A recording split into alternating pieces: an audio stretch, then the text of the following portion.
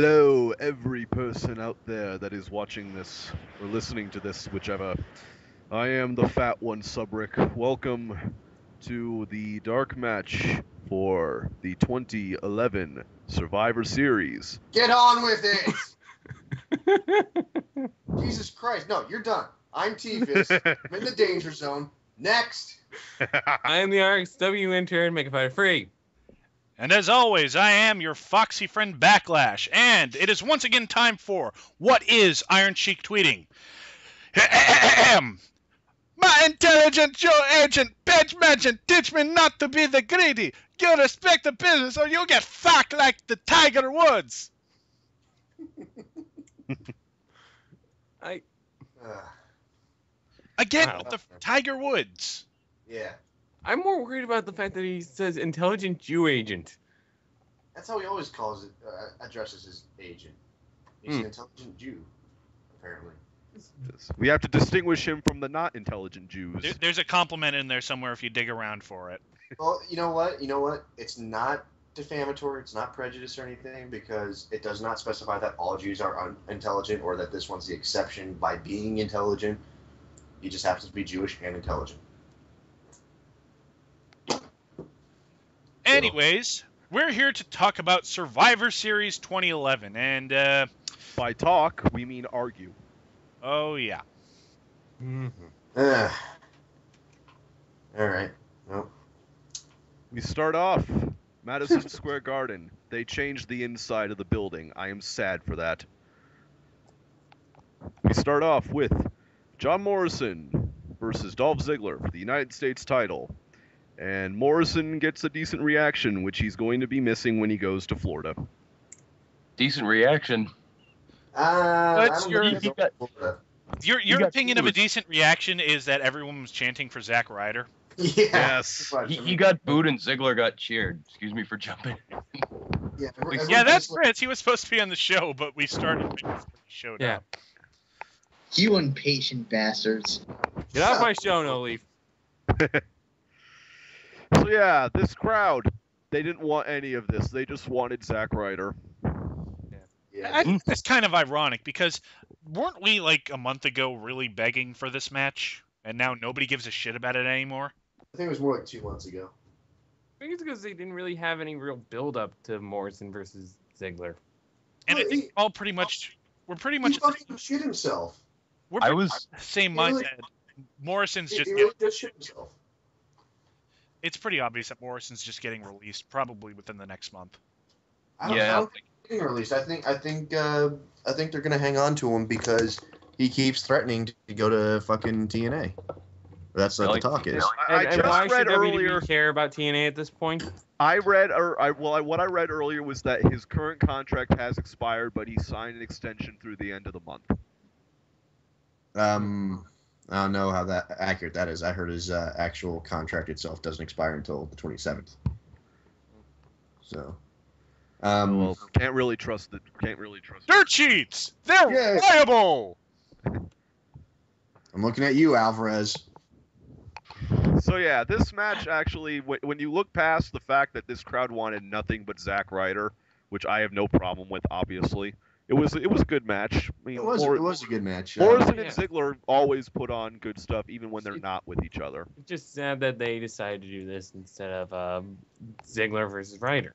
But if there is one thing, you know what though, they did address this on the WWE website. They put up a kayfabe statement by Laurinaitis explaining why he put Morrison in the match instead of Ryder. It's basically the heel boss taking a shot at the face that everyone wants that the heel boss does not like. If there's one thing I have to compliment about this match, it's Vicky Guerrero. Oh yeah, Vicky Guerrero is fun in this one. First off, not only did she have her personality turned up to 11, because you could hear her over pretty much the announcers who were mic'd. Honestly, from my perspective, she was kind of a non-entity. I did hear her like trying to hush away like any chants that were going around, but nonetheless, I don't know what pay-per-view you were listening to. She was all over the damn place. My ears were bleeding. She was loud, and my ears hurt when she got thrown out of the match, and it was just no for like 5 minutes. Oh my god, it was great. Yeah, wish the mics had been turned up a little bit more, but nonetheless. No, it was great the way it was because it showed how loud she could be. She was drowning out the mics. Yeah. Yeah. So She's it's running out Michael Cole, so hey, positive there. Again, didn't hear anything, just saw a lot of body language from where I was sitting. Oh yeah, that's right. Christopher says was there live. yeah, he was actually in the building. I was supposed to be, but sadly I couldn't be. Yeah, well, boo-hoo for you. But yeah, like I definitely agree about You No, you know what? asshole. No, because you said it before the show even started. You said something that pissed me right off. Yeah, I know. We'll get Gentlemen, to that corners, later. corners. We'll get to that. I'm But yeah. coming for you, son. Corners. But I definitely agree with you that the writing's on the wall with Morrison because he basically knee smashed Ziggler, like which at one point last year was his finish, and then set him up for the Starship Pain, which he didn't even really get to hit and get a 2 count for. Ziggler just kneed up and got him out of that. so yeah, Ziggler wins with the zigzag, and Vicky comes out, and Dolph cuts a pretty good promo, in my opinion. Oh yeah. Then woo Woo, you know it. And this crowd went insane. Oh yeah. I gotta say, this is really the only match of the night that I even marked out for remotely. The only thing I really noticed, Ryder dyed his hair. He did. Yeah, I noticed that it was. Was it more blonde? It was a more lot more blonde. Like he had frosted tips before, but this was full blonde. Yeah. Yeah, the crowd pretty much erupted. Yeah, and this I would actually say that that Zach got it probably in the top 3 crowd pops the whole night. Yeah. Like possibly even louder than when Punk won later in the night. Oh, radio. Spoilers. Oh man. Spoilers, yes. No. So But- yeah, this match was pretty good. It is Dolph Ziggler, obviously, and he never puts on a bad match. Other than with Mason Ryan. Well, really, with Mason Ryan, what are you gonna do? Eh. But we'll get to that a little later, because now we've got to move on to the Divas match. A Lumberjill match. Eve Torres versus Beth Phoenix. And The Lumberjills were a complete non-factor in this. pretty much. You know what? You know Yeah, what though? You know what though? WWE's tactic of trying to just make them all eye candy and not really give a shit about their wrestling, it's working because all I could think about was, damn, the Bellas look good in them outfits. Yeah. I I don't didn't like really the notice Bellas. it, but The if only- the If I Lumberjill actually gave a crap about the Yeah. Bellas, I would agree. The but, only thing yeah. really worth talking about in this match is the finish. Yes. A top yeah. rope glam slam. Yeah. Holy shit. And Can you Eve say actually whiplash? Can and you Eve- say broken nose? and Eve actually Eve took it sold this entirely like a on fucking stomach. pro. Eve sold this like a pro. Like, Yeah. Well, you if you definitely want to have get one. over, if you want to show that you're worth investing in, that's the way to do it. The problem is she needs to be consistent with her ring work, and by consistent, I don't mean consistently bad. Yeah.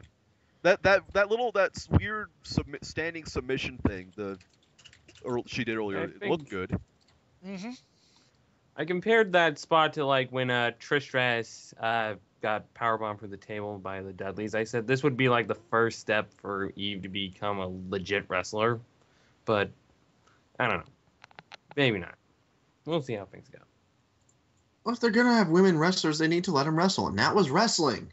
To be perfectly honest, like I was on my toes, like really biting my nails when Eve was probably gonna get like a roll up finish and win the belt, but that's probably the wrong way to go about it. Yeah. Well, And I have a quick question. Like, Chris, just was the reaction to that bump like as stark in the arena as it was for everyone watching at home? Ladies and gentlemen, your first 6-man dark match episode. When you say stark, do you mean like? I mean, as like wow, holy shit, that took some balls. Yeah, everyone was like fairly. They were like, "Oh Jesus!" Like it took them by surprise. Like they never expected it to finish like that. But It was a good goddamn moment. Eve is certainly better than Kelly. I'll give her that. oh yeah, if the Lumberjills were used in one way, it was just to get over that Kelly's more intense nowadays. I guess. If by intense you mean I'm Yeah, mad yeah. now. No, not even that. She- If by intense you mean she looks like Michelle McCool. Yes. She literally has two personalities. One like, oh, hi, I'm Kelly, nice to see you. While the other is, I'm gonna slam your head a lot. Ah! That's all she does. The only way that this would be good. The only way this. All I want to know is why she passed up having her name on the credits for the Trogdor song. Referenced. It's an old shame. But yeah, honestly, that was like at that moment. That's when the whole show just kind of seemed to stop for me. Like after that, it's not the fault of the Divas at all. The Divas did fine. Okay, let's get out there and showcase all the Divas just standing around not doing anything, but at least they were there. But yeah, if Eve is going to be anything significant, she needs to work on her in-ring work more than anything else and just be a serious competitor. That's going to be her best selling point. If the WWE wants to prioritize the Divas, then sure, but I don't think that's really on their plate. I don't think it is either. And unfortunately, this would be a great storyline to have had with Karma. Yeah. Man, Triple H's signings this year are just not doing all that well. Oh yeah, we'll get to another one in a little bit. Yes. And then after this match, after Beth wins. By the way, Beth wins. I don't think we mentioned that. I think top rope Top Yeah, rope you're not kicking out of that. Yeah. But yeah, we got CM Punk backstage. We have Clarence Mason 2011 David Otunga, only less charismatic. He wants Punk to apologize to Michael Cole, and that ain't happening. Yeah. Yeah, nice try, Carlton Banks. Yeah, It was like the first season Carlton Banks, back when you really just did not even give a shit about this character. You wanted to go away. Yep. And for those who don't know, David Otunga stars in the WWE's ad for their next pay-per-view, TLC. Very boring shit where he kind of goes, "This is a table. It's commonly used for setting food down upon it." The best part of that video was that whoever uploaded it had an annotation on it that said, "Help me get to 100 views." Nice. Ow. Okay. I haven't seen it yet. I didn't even know that thing existed. Well, I don't think they're going to top the stick figure promo from last year, so I guess they shouldn't even bother trying. No. What about that shitty typography one that they did for Night of Champions? I've seen better ones on YouTube for movie quotes. But yeah, after Punk thoroughly owns David Otunga again, we get Rocky. And we get Rocky for a long time. This is a 15-minute promo that could have been 5 minutes, and it would have been so much better. It did not feel like 15 minutes to me. It didn't. Fuck you. I'm serious. It felt like a half hour to me. He just would not stop. And then he started singing, and it was like, here's what I did. God, stop. At about the 5-minute mark, I figured he's probably wrapping up, so I went and made a sandwich. I come back 5 minutes later, he was still talking. He should have finished it with "Finally, the Rock has come back to New York City," and I know that's usually his opening line, but by that point, I had enough. That was all I needed in a promo from him. And then the came the pay-per-view, especially one of the big 4 pay-per-views, is not the place to do a half-hour, 15-minute, whatever promo. The thing about it is that Rock used to do that shit all the time. Though, granted, not on this level. It'd be like 5 minutes, and he'd hit all his catchphrases and get out. But Yeah. he did have his moment of like 10-minute promos before the match. But not on a pay-per-view. Yeah, on a pay. No. Didn't No. he do this I'm at a serious. WrestleMania? Yeah, I'm talking about some of his WrestleMania promos Okay. where he talked for like 10 minutes. Like think Alright. back to like the Hulk Hogan promo, the one where he was going to wrestle Hulk Hogan. I mean, at WrestleMania 18. Yeah, that one's like 10, 15 minutes. Someone's phone's going. Phone. Anyway, well, I Still, that doesn't excuse it. That just makes it a habit. Don't fucking waste our time. We paid to see this. This isn't exactly something where you're giving away on TV where it's just whatever you want to throw out there. Yeah, this This definitely is where people came to see the action, not the talking. this pay-per-view would have definitely benefited from either another elimination match or just another match altogether, and definitely not the dark match they had He's Santino giving versus Zack Jinder. Ryder a match. And this Well, is how going to be many the only people did they have that they give TV time regularly to that they didn't have on this show? And they had Dolph Ziggler in 2 matches. Not that I'm complaining about Dolph Ziggler. He's fine. But better use of more people. Mm-hmm. Well, this isn't going to be the only instance of padding, but that's going to come later in the night. I suppose. No, this is just the beginning. Yeah, And this is the beginning. Talking about where this pay-per-view just started unraveling for me and just But like, I suppose we should move into the elimination match. It's Team Orton versus Team Barrett, and Yeah, this this match bad was stuff happens. In yeah, because here's what. Well, first off, let's pretty much say that Dolph Ziggler got eliminated pretty much immediately. I imagine Fair because enough. he was probably kind of not feeling it after already going through a match. But Fair yeah, enough. to preface the next 2 matches though, I'll say that like I was saving all my serious energy for CM Punk versus Del Rio because I wanted to. That was the match that I came to the pay-per-view to see.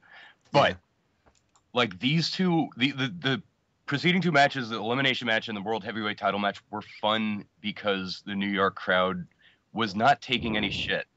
no, they weren't. But It was great. But here, let me actually point out something I said in the chat while we were watching this. Because Sin Cara comes to the ring in his Mystico colors. And the last time we saw him in that was Money in the Bank, where he was suspended and immediately got thrown out of the match on a kayfabe injury when Sheamus powerbombed him through a ladder. And I said, last time we saw these Mystico colors, he got suspended. And I think it was No Leaf who said, well, I guess we know what's going to happen then. Oh, And you could not have been more right. It got I really don't. I don't remember saying that. Well, I don't know. It was someone. It might have been someone else. But So the scenario is Kofi and Sin Cara, they threw, I don't remember who out, but they go for the jump for the planches over the top rope, and the reports that I read said that Sin Cara might have misstepped because he runs and then he stops a little bit, he hops, and then he just sort of flails over the top rope, and he apparently ruptured his patella tendon, and he's going to be out for 9 months at the most. at the it, most. it looks like they did that plancha onto Swagger and Hunico. yeah. Oh, God. But by the way, before we continue with Sin Cara, did they just like turn the personality button on Hunico off? But what are you talking about? I thought he was doing just. I mean, granted, it could have been the guy sitting right behind me who was very ironically, but nonetheless very funnily marking the fuck out anytime Hunico would get tagged in, and anytime Hunico did anything, it was, oh my God. It's just that Hunico, he looks like LAX's table scraps. No, you know what? It's so overdone anymore, but they're going to keep doing it. He's so Latino good. thug characters, for some reason in their mind, sells. And it just doesn't. He's making the best of what he's got, in my opinion. He's like, his facial expressions are great. He's like really aggressive in terms of his strikes. I've been enjoying like everything. Well, I'm just saying this. Most unmasked. Look at the general population of Latino male wrestlers in mainstream companies. No, you are right. Like I'm starting to see where the comparisons come from. And look at the most over one of them all. The one that is actually a wealthy aristocrat for his character, as opposed to a thug. Think about that. Mysterio. Yeah. Well, no, that's been on TV consistently without injury. well, Come on. also, does anyone else notice that Honico's theme sounds suspiciously like the Nation of Domination? Yep. Really? Well, he is, fair. rolling with Primo and Epico, so maybe they're doing a Nation. Also, Chris, as not there as it sounded on TV. Oh no, it wasn't there. No one really gives a damn about him. Except for the guy sitting behind you. Yeah. And he was. I think I heard him. He's like, "Oh my God, Hunico!"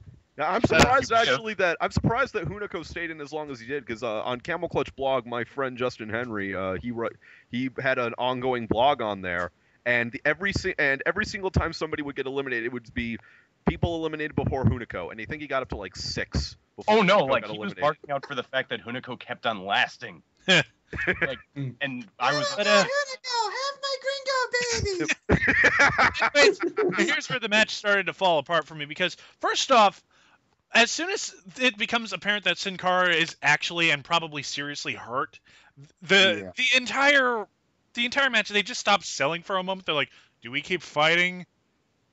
Oh yeah, they were scrambling. You just get this feeling that he had an integral role in the rest of the match. They were scrambling to think of spots, but like in terms of heels that the crowd was really going nuts for, Ziggler and Cody got some huge fucking. Oh my When God. Cody eliminated Huge Mason, actually, before we get onto that, just one last thing on Sin Cara. We learned how sympathetic and caring the New York crowd was when Sin Cara, laid out on the ground with a very serious knee injury, begins to chant, "We want Ryder." That's pretty much all I want. But yeah, like I was hoping they would chant that during the fucking main event. Yeah. To be They honest. did it during the promo after the match, though. They didn't do it during the match. But yeah, damn. But speaking of Cody Rhodes, though, he had my favorite spot in the match, where at some point it ends up that Hunico is in the ring with Mason Ryan, and obviously this leads to Mason Ryan starts smiling, he gets to like have his fun. He puts him in the master lock, and then Cody sees this, runs over to the ropes, and beautiful disasters the fuck out of Mason Ryan's head. Yeah. Apparently he's the legal man, crossroads him and eliminates him. Yeah, that was a nice spot. And the crowd goes insane because no one in New York likes Mason Ryan. No Batista one in chants. general likes Mason Ryan. Hey, you gotta understand. It's New England, and these guys are British. You know what? It's a colony thing. I don't know. I've said I don't like Mason Ryan, but I kind of feel like I want to give him a chance to impress me, because he's still new to the WWE. He's been in the WWE. It does feel like he gets too much slack for looking too much like Batista. It's almost like it's not fair to him to hold that against him. That's Yeah. Not fair, but I think part of what it is. Apparently, I'm just going to be on the show today. I think part of what it is just that we keep trying to convince ourselves that Vince is moving out of that mindset of where he doesn't want to, have all the big men in the main event. And here we have a perfect example of a guy being put on TV and pushed primarily because he's a big guy. And that's not necessarily fair to him, because he could still be talented. He's still relatively green, but he could be good down the line. But it's just fatigue on that. Oh, great! Here we go again. They tried it with Zeke. They're trying it again with Zeke too. I'll go ahead and say this though. Just the fact that these guys are big and they're being put on TV is not a problem, because you got like you say, you have to have a variety. Having all big guys is a problem. Having no big guys is a problem too. Yeah. The problem is, hi TNA. It's Mason doesn't really have a character, so to speak. He's a generic big guy. He's Welsh, but he's a generic big guy. Well, I'd say let's ask in 3 months where he is, and let's make our decisions based on that. No, I think part of the slack that Mason gets also is that when he came back from his injury a month or so ago, he was even bigger than when he started in Nexus. it's true. Well, that's because when a lot of people do go on injury, they do get a prescription for steroids to help them heal. Yeah. When Edge came back from his neck injury, he was beefed up, and that's because he was on steroids by prescription. He had doctor's orders to take it to help his neck heal. And then they wean him off. And then what they do is they wean you off of it, and then you're clean and you diminish in size a little bit. Yeah. So that's how that works. But speaking of a month ago, hey, No Leaf, how's that John Cena travel package working for your vacation? Because you're what am I supposed to at work. Yeah, no kidding. Oh. But the story of this match is that, aside from Ziggler, no one from Team Barrett gets eliminated pretty much for until the end of the match. And everyone on Orton's team gets eliminated because Sin Cara gets injured. Mason Ryan gets taken up by Cody. Kofi, I forget what happened to Kofi. I think he got pinned by Unico. Yeah, he probably got pinned by Hunico. And then Sheamus gets himself DQ'd. He got a pretty snapped waistline. Oh, it says right here actually Kofi got eliminated by Barrett. Oh. Yeah. I don't think Hunico eliminated anyone in the match. Wasteland. Yeah. Woohoo! Dominoes. And then after Sheamus gets DQ'd, Orton just jumps into the ring and just goes into wreck shit mode. And this is where I started to get annoyed. Yeah. Because I've admitted that I don't hate Orton. But at this stage in his career, he should be using his momentum to get other people over. Mm. And this was just felt entirely counterproductive. Thankfully, they didn't go. No, it feels like at the end of this match, nobody got over except Barrett, who I don't give a shit about. And I admit I'm biased, but that's me. Or no, wait, or maybe Rhodes. Honestly, Rhodes is the only guy left. The finish did make the Barrett in particular and the heels themselves look quite smart.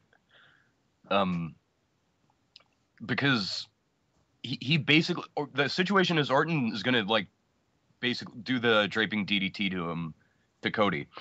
Barrett distracts him. Hunico springboards and takes an RKO for the pin, and post elimination Barrett just like goes right in and snap wastelands him. Like it seemed like it was something that Barrett very much took advantage of and kind of just grabbed the victory. Yeah, it was a pretty good service for them. I mean, hey. Yeah. I don't know. Just the booking of this match really annoyed me. Yeah, the circumstances also fucked it over. I thought it was kind of a funny troll move that you get down to where it's just 2 guys against 4, and it's Orton. So you think when what's his name got eliminated too, Sheamus got himself disqualified there. It was just Orton against the world, and he started eliminating people. You're like, everyone's like, oh god, no, they're gonna do this with Orton, and at the last minute. I was very worried that they were going to go minute, full god mode with Orton. They didn't even get down to 1-on-1 with him, and they eliminated Orton, and just like, yeah, fuck you guys. You thought we were going to like put Orton over like that. Fuck you. So that was great to me.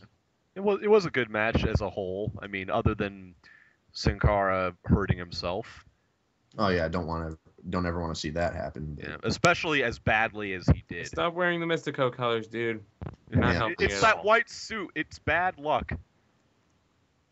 Which is weird because the entire reason he's even in the WWE is because he wore those colors. Yeah. Yeah. Look where they're getting him now. Yeah. Well, yeah, there was that match. It was good. Like I said, we go backstage. Del Rio is with the Bellas. They are hot. Yeah. Yeah, they're still doing this. And then we have, my name is John Laurinaitis, Executive Vice President in charge of talent relations and interim Raw General Manager. the dynamic. Oh God, I mean by smokes. The dynamic douche comes over. Oh, I'm sorry. Where are my manners? Johnny Ace, motherfuckers. Funk Man. Thank you. Funk Man. The dynamic douche, Johnny Funk Man Ace.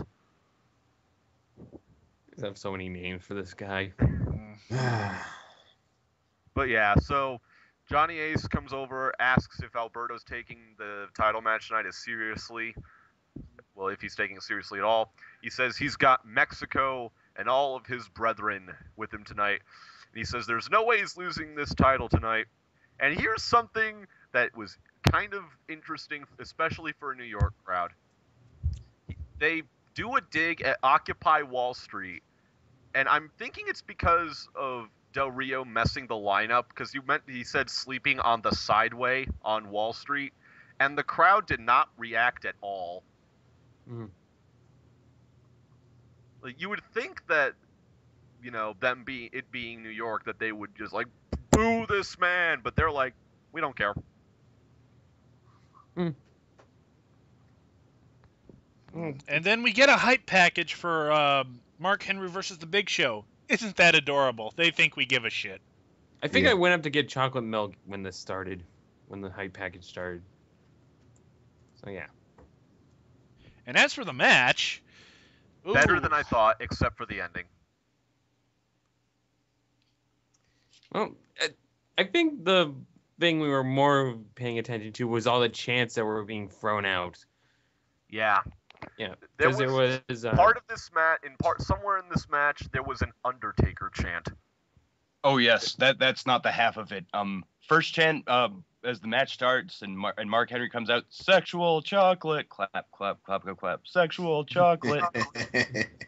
Then Mae Young, clap, clap, clap. Mae Young, clap. A little bit later, D'Lo Brown. Yes. I love New York crowds. They just do whatever they want. it's New York and Philadelphia, they just smart and crowds are the Canada. best kind of crowds. Well, Yeah. there's also Canada, which does whatever they Canada. want, but they have no logic to it. Yes. Remember their Bizarro Their land, Bizarro according world. to Jerry Lawler. Yes. But yeah, the match is very slow and kind of plodding. Yeah, But- they time their spots much better at Vengeance. Yeah. But we had whereas Vengeance had the ring breaking, we had Big Show doing a diving elbow drop off the top rope. Which prompted which prompted Randy Savage.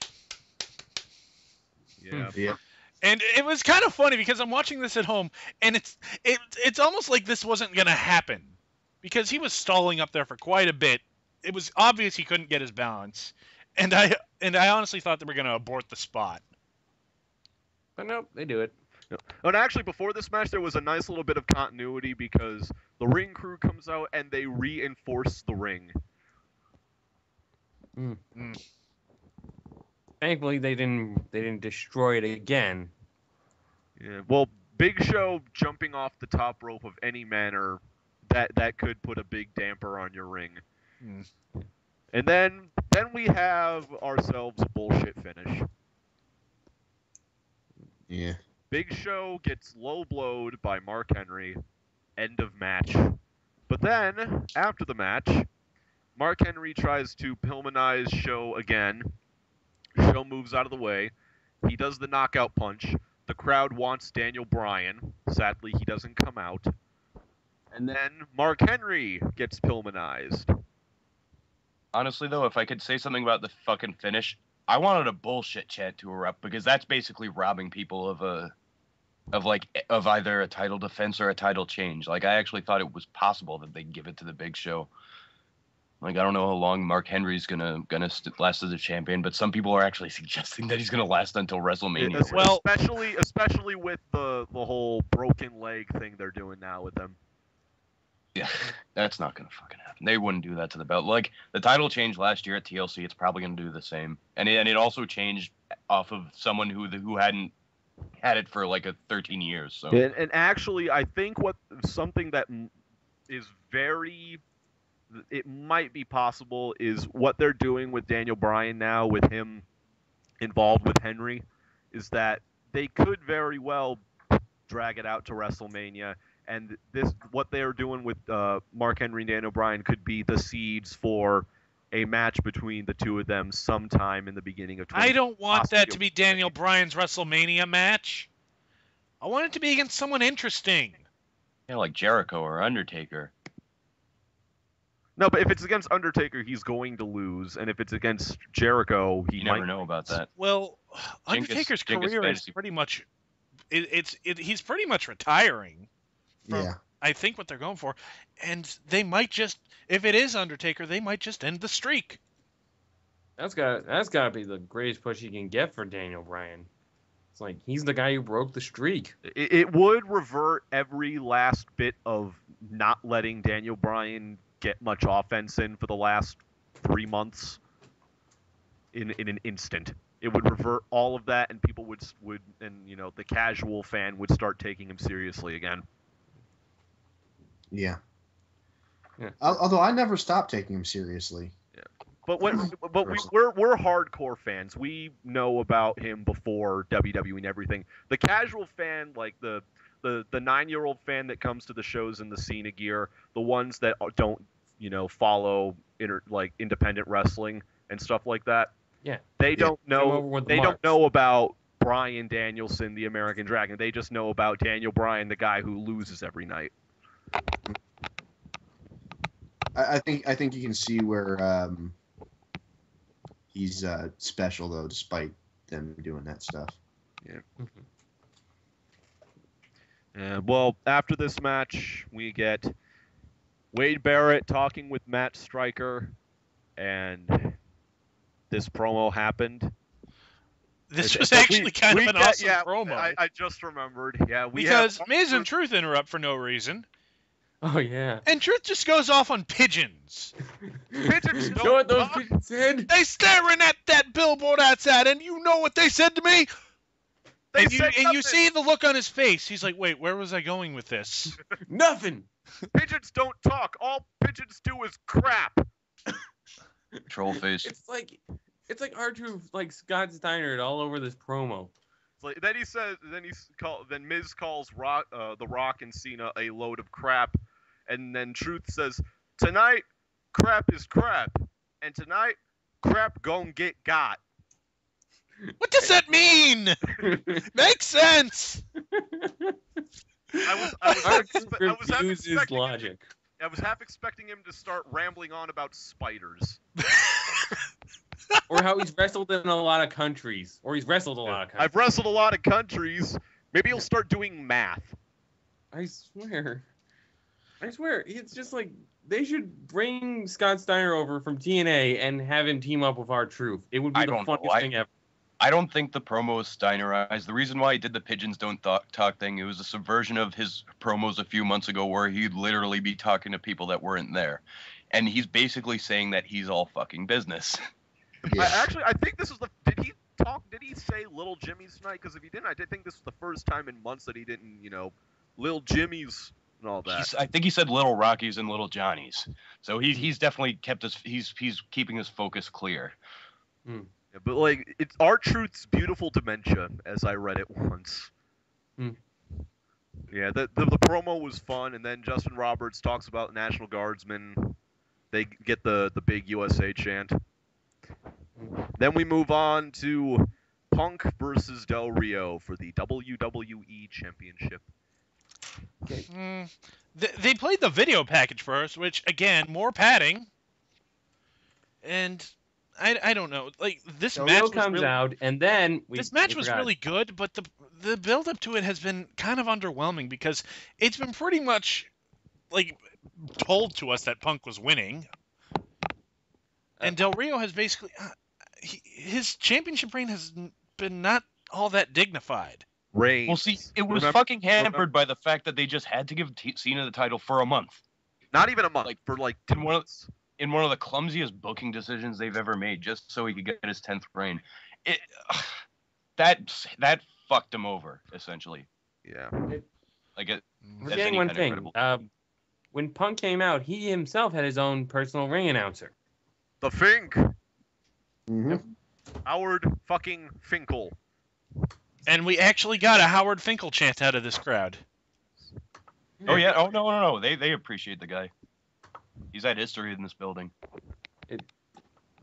It's just nice to have Howard Finkel. What would have made it even more awesome is if Fink walked to the ring and got into the went into the ring, and then the old school MSG mic dropped from the ceiling. The one that he used at the first WrestleMania, and then he does the announcing.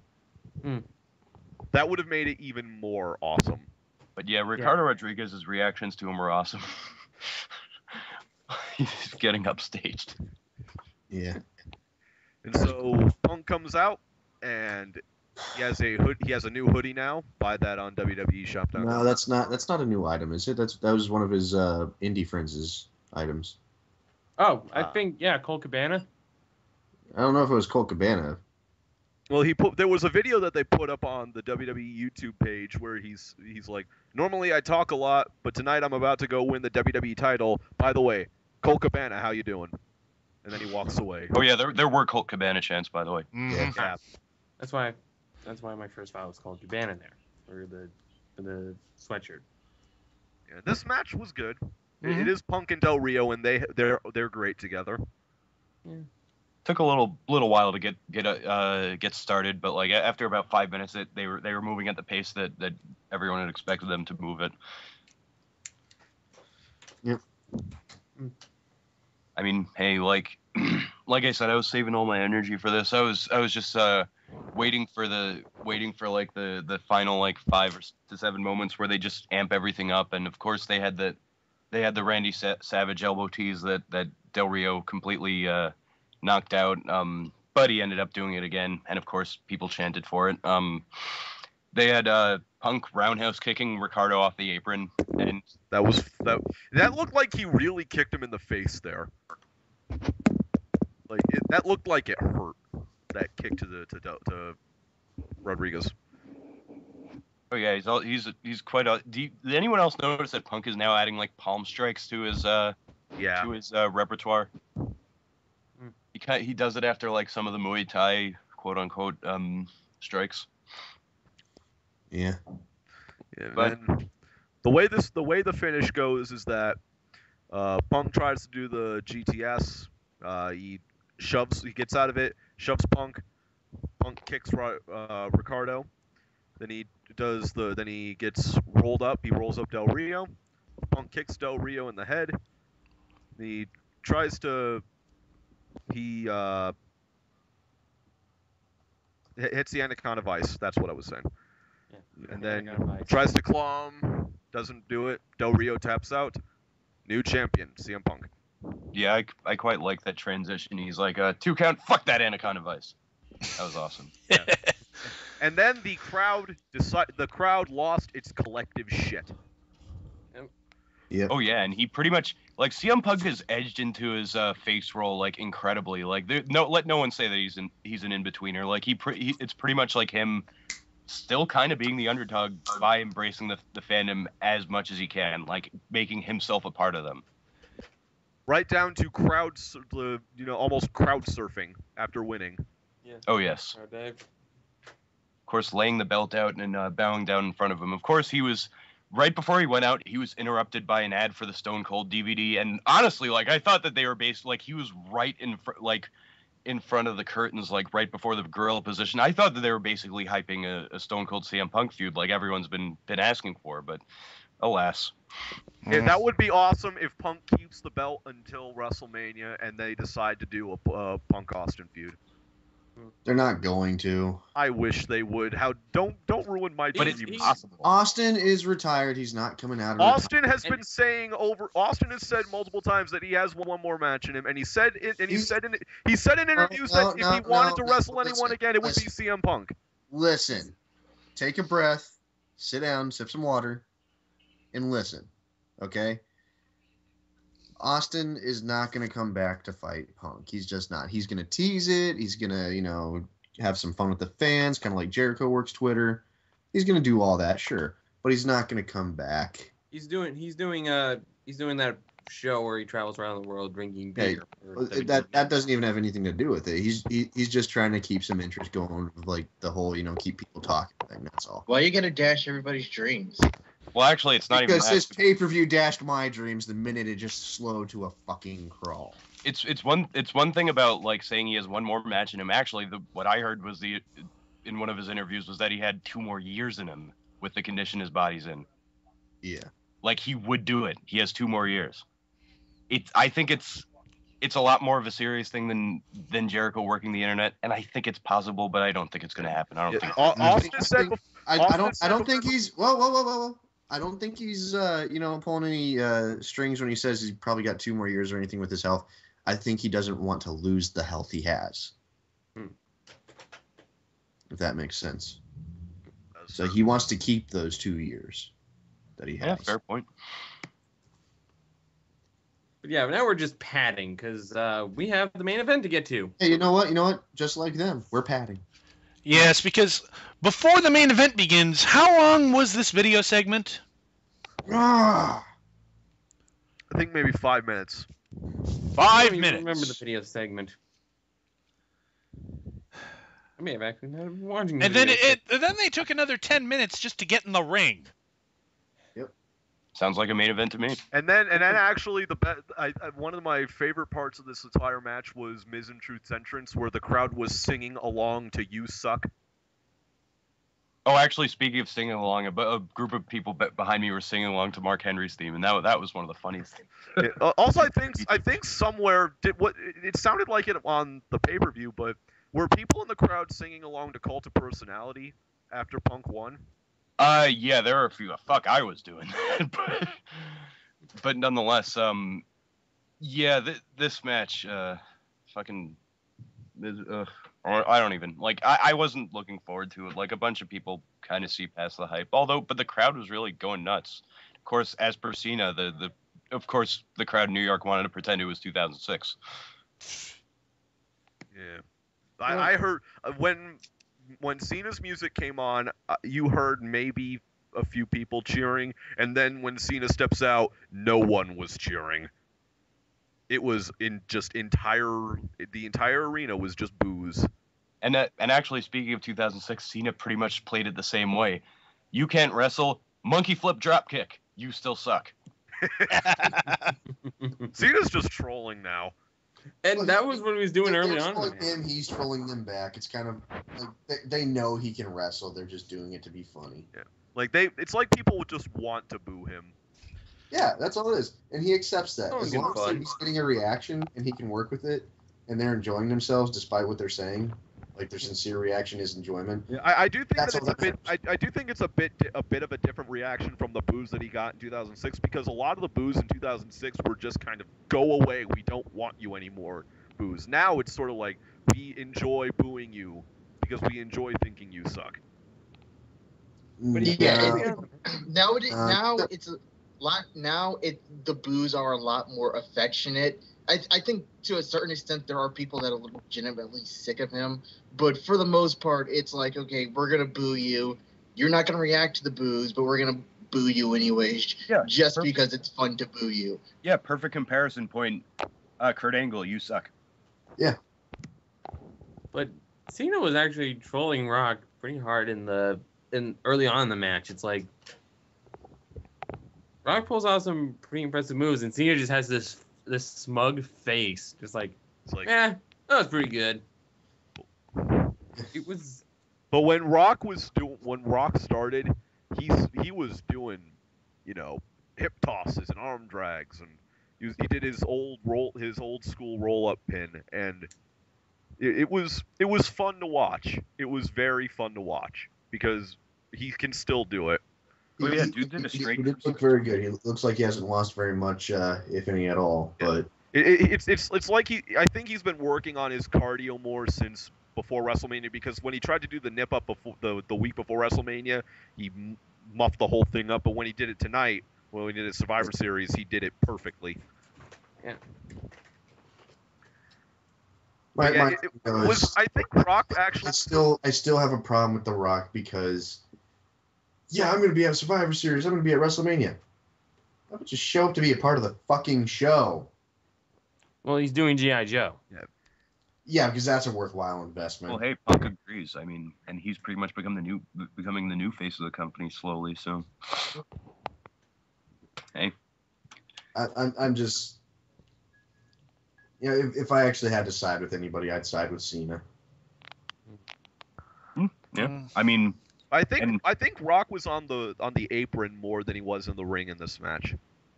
really, Yeah, for like the first 5-10 minutes, it was all Rock, and like he went. Oh no, wait, excuse me. No, you are right. Yeah, it was Cena that was taking most of the selling. Like, he was pretty much taking a pretty huge beating for a long extended period. There was a good chunk of Rock at the beginning, and in the middle was all Cena, and then Rock got the hot tag. Yeah, Cena was pretty much the Morton. For him to get the hot tag too. Of course, Rock. Speaking of no more ring rust, he's or no noticeable ring rust. He still did the worst sharpshooter ever, top or bottomed only by Mr. Anderson. Except, unfortunately, he didn't tribute Owen because he did it with his right leg and not his left. You know what though? It's just the way The Rock does it, so I'm just gonna go with it. Yeah. At this point, it's not an error anymore. It's just a matter of style. Oh no, yeah, that's what I mean when I said no noticeable ring rust. He still does the sharpshooter the exact same way as he always did. Yeah. Oh yeah, that's you get down to it. The Rock got the pin. What else did you expect was going to happen? I don't know. I kind of thought that I kind of would have liked the idea of Cena or The Rock screwing one another out of the win. I don't have a problem with the finish as is. It was fine. I just thought that would be an interesting little wrinkle to their whole feud. It would have been interesting But if this is modern WWE. They're not that willing to take a risk. It would have been interesting though if they did do it with Cena, where they do the thing where Cena FUs Rock and they lose the match because of that, and then the next night, Cena comes out and he's playing more of a heel-leaning tweener, where he's still I mentioned this in the thread I think, where he still appreciates the fans, but he only appreciates the fans that appreciate him, and the ones that boo him every night. And the ones that, you still suck, all that, he couldn't care less about them. That would have been That's kind of what he's already now anyway. No, but like if he just outright says the people that No, that is what off. he says. That is what he says. He says, "Screw them. As long as other people are there to see me and enjoy me, that's who I'm there for." That's exactly what he said. As he said to Kofi, he said, "Pay him no mind." Like they were booing him at some point, I think in 2009. When I met him in Iraq, I said something to the effect of like, "It doesn't matter what people say. You're entertaining. You got talent." He said, "Yeah, that's who I'm there for. Is the people who appreciate that, not the people who are going to boo me." So that's exactly what his character is. That wouldn't be a heel turn. That would just be him amping up the feud he has with Rock. But, it would be very interesting to have him turn the volume up on that though, especially since we're getting closer to WrestleMania. I think you're going to see that because for the most part he has been kind of keeping the same downplayed argument, like not that his argument is downplayed, but his behavior is downplayed. Like he just kind of walks out and does the whole thing of pretty much summed up by, "Hey, I'm just saying, you're not here. I am." Well, you know what? I think WWE is looking at it like this. They're like, we've got like 5 more months till WrestleMania. We can make this as slow a burn as we want.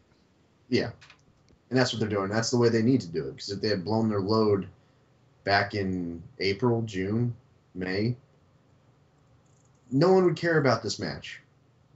In fact, a lot of people, raising my hand here, don't care about it as is. But I think this is about as good as it's going to get, as good as it could be for a match that was booked a year in advance. I mean, and the real tragedy of it is, as flimsy as it is, like he still made WrestleMania more money, and he's probably made Survivor Series a hell of a lot more money than if he hadn't been there. I know, and that's unfortunate to me because... Yeah, me too. It's just frustrating that they can't just sit there and say, "Hey, here's Rock for once in a little bit, and now he's gone again. And now back to your regular guys that are here every goddamn day that we're trying to get over." Yeah, I just can't wait for the jackasses down in TNA to sit there and say, "Well, look at WWE. They're bringing back The Rock. It's just proof that young guys can't draw." Hogan will say You just really depressed me. Hogan says it already. Dude, I'm already depressed because we just talked about the finish to the main event of this pay-per-view, and we still got another 15 minutes of showtime. Oh, my. And we had so many slow, drawn-out spots and moments throughout the show anyway. It was we forgot to mention what was after the match, though. I know, but it only took up another 7 minutes. It was a sort of dissension tease, like... They do the pose off. They do the pose off, and then Rock does the rock bottom on Cena. And then it was actually more interesting after the match because he did an after the show promo that was very decidedly not PG. Yeah, but we're sticking to what was on the TV though. Yeah. Spoke about Jesus, spoke about weed. Don't think he could say any of that stuff on Raw or SmackDown. And my problem though is that pose down in the rock bottom that took 7 fucking minutes. 7 minutes out of 15 they had to fill, plus all the like time people just stood around staring at each other in other matches and everything, and other segments where they could have just gotten to the point a little bit quicker. They could have squeezed another match in there. They should have had a match. Not against Ziggler, but still a match. Yeah, I mean, come on, put Ryder in a match. Put I don't know who else in a match. Anyone. Fucking have Brodus Clay debut, like you've been promised. Well, that's tonight. Ugh, don't remind me. It was supposed to be 2 weeks ago, though. Yeah. But how much money will be bet on him getting bumped from the show again?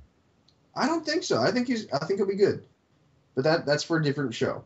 The point is, they had time there. They could have done something else with, and they just didn't. They just drew out. They just had the ending drag on and just fucking end the show without really. By the time we got to it, I was just like, yeah, I knew that was coming 6 minutes ago. Thank you. Here's a question I have in terms of Miz and Truth after tonight. Where does this leave them? Because they've been thoroughly destroyed by Rock and Cena for the last 3 weeks. This leaves them pretty much nowhere. There's nowhere for them to go. It's conspiracy. They don't. I don't see them as ever being taken. Laurinaitis. I don't see them as ever being really taken seriously again by the casual crowd. No. Don't even say that. Come on, dude. You know better. They really come on. They've been. No. Because you know what? Before Truth turned heel months ago, what would you say? Yeah, I'm never gonna take him seriously again. He turned heel. Oh my God, he's awesome. Now tonight, they're never going to take him seriously. Come on, dude. Think about what you're saying. He'll be fine in a month. Yeah, they anything's possible with him. R-Truth is over as fuck. Miz is over as fuck. Yeah, Booking has favoring him, but hey. Yeah, let's apply that rule that wrestlers often cite: never say never in this business. Don't say he's never going to be over. He's never going to be taken seriously. He's never going to be this. He's never going to be that. It's all a matter of what he currently is. Currently, they're in a transition spot. Okay? Please, just stop doing that. That bugs the hell out of me. I'm sorry. I feel like I'm bagging on Subrick, but he said something on the forums last night. Let me do it. No. Let's get the segment here. We'll go around the group and we'll get to you last. Just you and me last because you and me are going to get into it. Everybody, mute your mics for when me and him argue. Yeah. Yeah. Remember. I guess I'll start things. Go. I'll start things off by saying that this pay-per-view left very little impression on me, and I guess that's been true of a lot of pay-per-views lately, but I feel like nothing of importance was accomplished, and they're really just they're really high on Rock versus Cena at WrestleMania, and up till then nothing else matters. They just want to get to that as soon as possible. I mean, they're not fucking up the angle, but they're not really focusing on anything else. Well, for me, I think there were good matches in this pay-per-view, but it just dragged on. Thank you. And whenever there was a bad match, it drained me. For me, go on. Mark Henry versus Big Show drained me of Punk versus Del Rio. So, all right, Chris? Well, for me, this was a very good pay-per-view. Now, I understand, yes, it should have had at least one more match. It should have plotted less. Like the friggin' elimination match was a disaster. The Mark Henry Big Show match was very, very slow. But I thought Dolph Ziggler is put over quite a bit despite getting eliminated first. Like really isn't the important aspect of the night. I thought Zack Ryder, the pop that he got did wonders for him, and despite it just being in his hometown, he's starting to be over all over the place because of his internet show. Such a reaction as this could only drive home the importance of him. I thought Cody was put over like hell. I mean, him standing, even not having pinned Orton, him standing tall over a defeated Orton is really all you need from him. Wade Barrett, don't really care about him, but hey, John Morrison, yeah, he's probably going to get released. I mean, if this becomes a heel turn, which he has hinted at on Twitter, and like the whole idea of him getting released is moot, fine. But I don't know. I thought there was good coming out of this pay-per-view. Now then, Alif? Alif? I'm gonna agree with Backlash on this one. I wasn't completely paying attention to everything in the pay-per-view because I am supposed to be on vacation, even though I'm on the show. But Jesus. the things that I did see, it was an okay pay-per-view. I don't think it was the greatest pay-per-view. I don't think it was the worst pay-per-view. It's just middle of the road. The main event was solid, but I thought even that kind of dragged a little bit in the middle there. I don't want to. If I never have to watch another Big Show versus Mark Henry match, it'll be too fucking soon. I did like that they did put over Ziggler and Cody and Zack Ryder, but good pay-per-view, not great pay-per-view. All right, Subrick. now then, I'm going to agree with what Christopher said. It was and this is after my knee-jerk reaction from last night, because what I said on the forum last night was I said that this was the best show of the year. And here, let me explain. That was from a fan perspective. I had more fun watching this show than I've had watching any other wrestling show in a long time. This was just a fun show for me to watch. It was a flawed show. I will admit that. It did drag in parts. But just from the perspective of an audience member and the perspective of a fan of wrestling watching this, I haven't had this much fun watching wrestling in possibly years. And it was just it's hard to describe. The crowd did play a lot into that, mainly just because it was New York and the fact that the crowd was so into it. And when you have a crowd that's very, very into it, that ramps up the show for me. That was the same sort of thing with SummerSlam back in 2010 last year. The crowd was very into the show, and that made the show more enjoyable for me. In terms of the matches on this show, they all got the job done. They were all generally good. Even the Divas match was okay. I'd say the worst of the show was the Survivor Series match, just because shit went so wrong in that. I didn't really have that much of a problem with Big Show and Mark Henry because I'm a fan of the big lumbering dudes slamming each other. Cena and Rock, I liked the match. I mean, the ending was not kind of predictable, very predictable. Because they're not going to let The Rock lose, especially on his return. CM Punk versus Del Rio, match of the night for me. That was just that I feel is what I enjoy the best out of those two guys, because they have such good chemistry together. Like, more Del Rio and Punk matches will be a very, very good thing. Ziggler versus Morrison, great match as well. I mean, Ziggler, I don't think I've ever seen him put on a bad match with anybody other than Mason Ryan. Morrison, it's sad that he's going to be leaving and going to TNA, most likely, because they're not going to do anything. They're going to do less with him down there than what they're doing with him now. And like I said, just in terms of a show itself, it was a good show that did have its problems, but as a fan of wrestling and as an audience member, this was my show of the year, just because it was just so enjoyable to watch. Now, Teefus. All right. My knee-jerk reaction to your knee-jerk reaction was, bitch, you be tripping balls. Okay?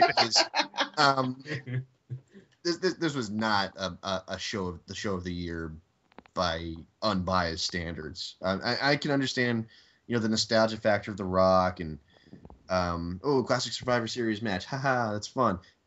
Survivor Series usually is one of my favorite pay-per-views of the year. It really usually is. And this is the first time I can sit there and say I actually did not really enjoy this pay-per-view that I've been watching these things for.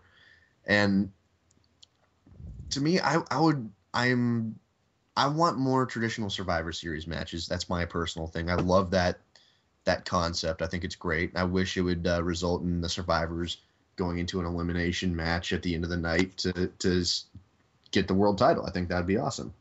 But I know Honestly, I know that's not what they're doing anymore. They haven't done that in over a decade, so I just live with it. This pay-per-view itself, it really did just drag. It did. As soon as The Rock's promo hit, things just started crawling. And it just took forever to do anything. And then Sin Cara got injured, which, no fault of his. Not his fault anyway.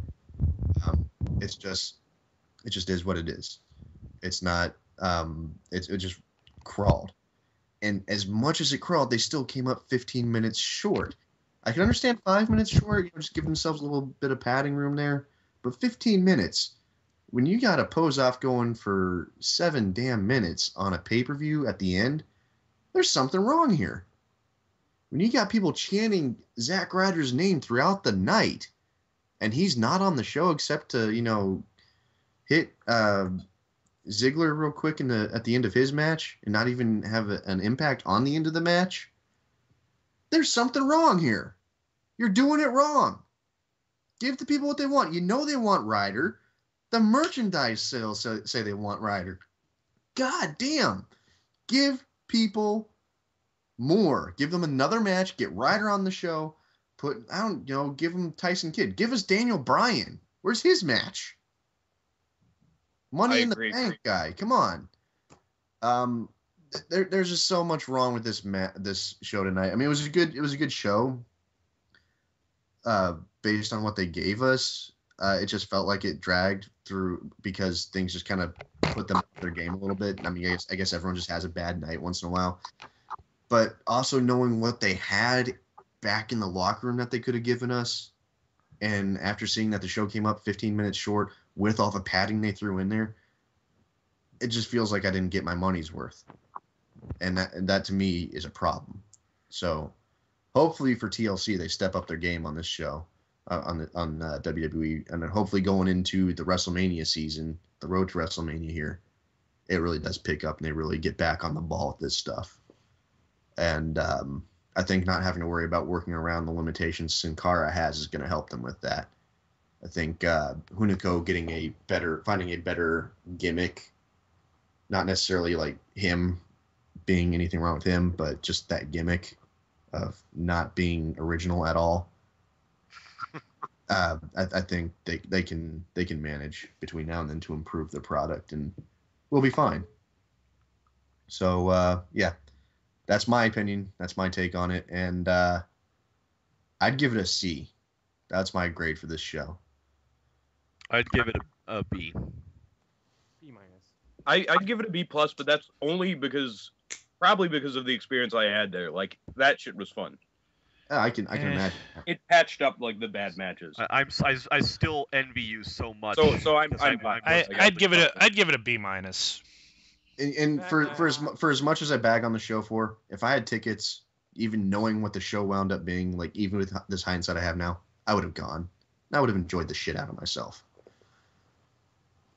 So that's just me. It's always more fun to go live. So the general consensus I would say is it was a good show that had fun moments, but it was very flawed. It had its good moments, it had its bad moments, and it just, unfortunately, like every show has those, but unlike most other shows that WWE has been putting on in the last few months, the good was just not enough to pull that grade up to a B plus A average. So it's a B average show, I think, between us.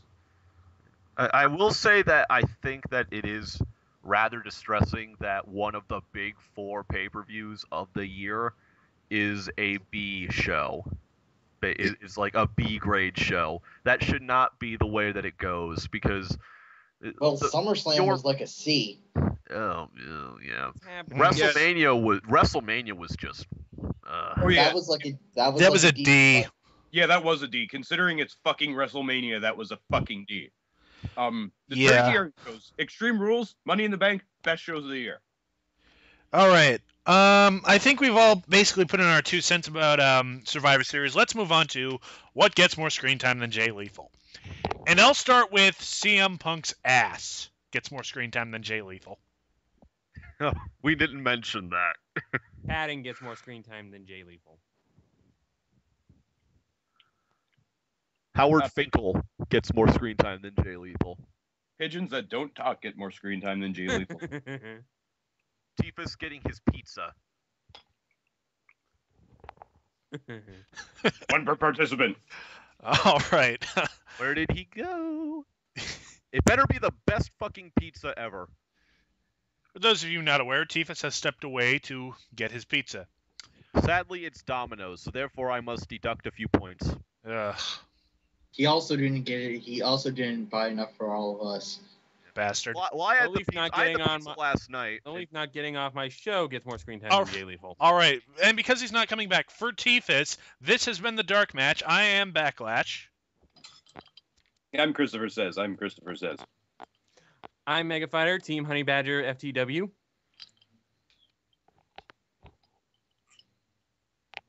Subrick.